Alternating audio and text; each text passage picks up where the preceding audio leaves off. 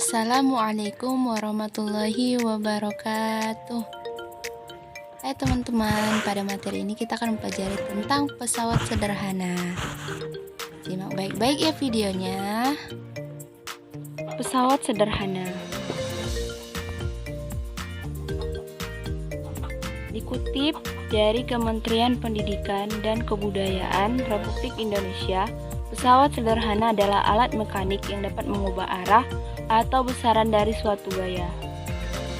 Alat pesawat sederhana disebut sebagai mekanisme paling sederhana yang memanfaatkan keuntungan mekanik untuk menggandakan gaya. Pesawat sederhana juga merupakan alat-alat yang dapat memudahkan pekerjaan manusia. Dalam pesawat sederhana, diperlukan satu gaya kerja untuk bekerja melawan satu gaya beban. Kemudian, pesawat sederhana dibagi menjadi 4 jenis, yakni pengungkit, bidang miring, katrol, dan roda berporos. Jenis-jenis pesawat sederhana dan kegunaannya. 1. Pengungkit atau tuas. Di sekitar kita banyak peralatan yang menggunakan prinsip kerja pengungkit. Contohnya gunting dan pemotong kuku. Berdasarkan letak beban dan kuasa serta penumpunya, pengungkit dibedakan menjadi 3 golongan sebagai berikut. 1. Pengungkit golongan 1. Pada pengungkit golongan 1, letak titik tumpu berada di tengah, di antara beban dan kuasa. Contohnya adalah gunting, pemotong kuku, dan tang. Pada gunting, kenapa dia menjadi pengungkit golongan pertama? Karena titik tumpunya berada di tengah, sedangkan titik beban di sini dan titik kuasa di sini. Contoh lain dari pengungkit golongan pertama adalah gunting kuku. Titik tumpu ada ini, tetap, dan titik kuasa ada di ujungnya.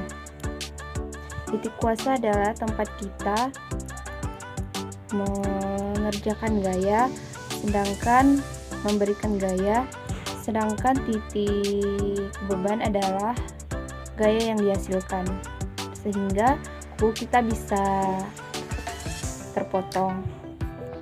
Pengungkit golongan kedua. Pada pengungkit golongan kedua, letak beban di antara titik tumpu dan kuasa. Contohnya kereta sorong, pembuka kaleng, dan pemotong kertas. Kereta sorong. Titik tumpu berada pada ban, sedangkan titik beban ada di tengah-tengah, dan titik kuasa ada di ujung sini. Titik kuasa adalah titik yang kita berikan gaya, sedangkan titik tumpu adalah titik yang tetap, dan titik beban adalah hasil dari gaya yang diberikan oleh titik kuasa, sehingga titik beban ini bergerak, bisa dipindahkan.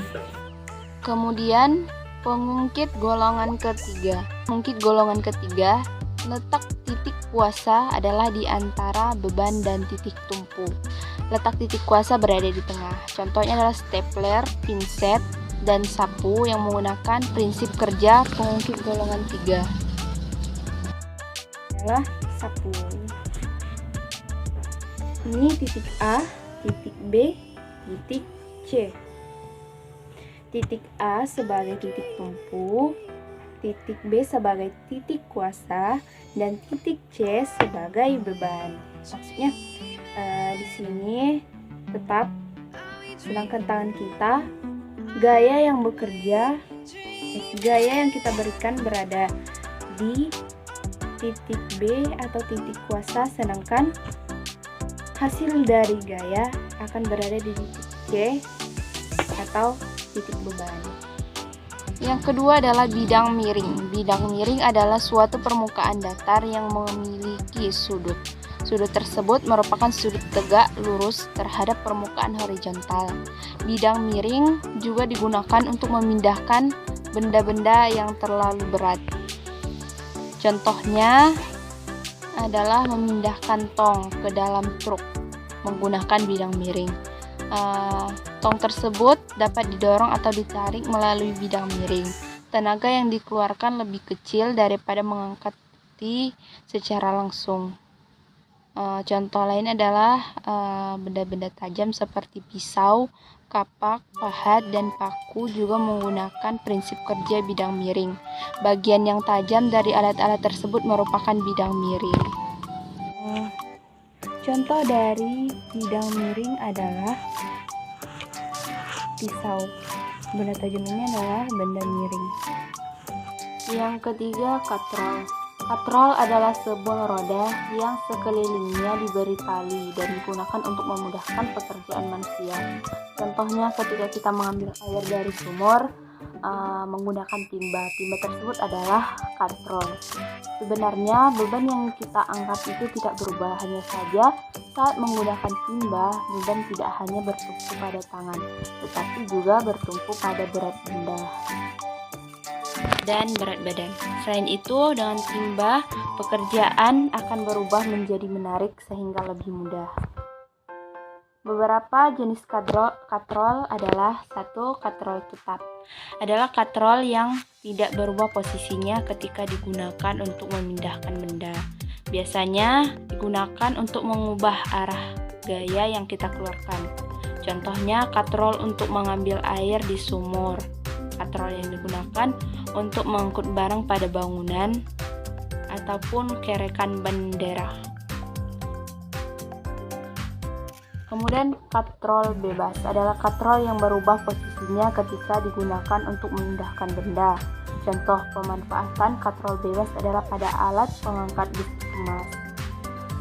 Katrol majemuk atau gabungan adalah katrol yang memiliki lebih dari satu katrol.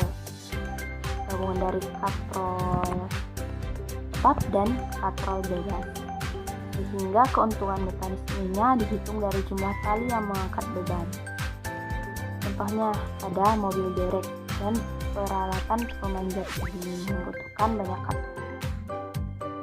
4. Roda berporos. Roda memungkinkan manusia untuk bergerak lebih cepat dan mudah, serta dapat digunakan untuk memindahkan benda agar lebih ringan. Roda memiliki sebuah poros dan bisa berputar pada porosnya. Roda berporos juga digunakan dalam mesin-mesin kendaraan maupun industri. Peralatan yang menggunakan roda berpasang biasanya dihubungkan pada poros-poros roda. Poros roda berada di titik temu jari-jari roda. Contoh benda yang bergerak dengan menggunakan prinsip roda dan poros antara lain motor, mobil, kursi roda, dan sepatu roda. Roda pada kereta sorong yang memiliki jari-jari dan permukaannya itu bulat atau lingkaran sehingga dapat berputar. Sekian materi kita pada hari ini tentang pesawat sederhana. Jika ada kesalahan saya mohon maaf. Saya akhiri dengan salam. Assalamualaikum warahmatullahi wabarakatuh.